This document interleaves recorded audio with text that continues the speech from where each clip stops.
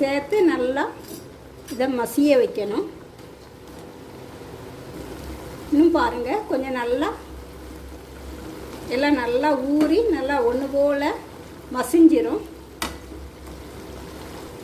இப்போ பாருங்கள், இவ்வளோ தூரம் மசிஞ்சிருக்கு. இப்போ இப்படி இருக்கும்போது தண்ணி நல்லா வற்றிட்டு இப்போ வந்து இந்த 1 டம்ளர் பால், இந்த டம்ளருக்கு 1 டம்ளர் தண்ணி, 1 டம்ளர் சீனி சேர்த்துருக்கேன். இந்த 1 டம்ளர் பாலும் சேர்த்துடணும்.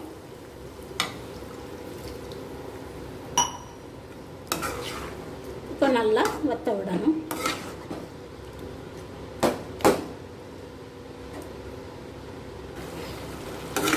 பாருங்கள், அதே போல் கசகசாவை வந்து நம்ம சாப்பாட்டில் சேர்க்கும்போது வந்து ஜீரணத்தன்மையை நல்லா கொடுக்கும். அஜீரணம் இருக்கிறதெல்லாம் நல்லா குணப்படுத்திடும். அதே போல் நார்ச்சத்து அதில் அதிகமாக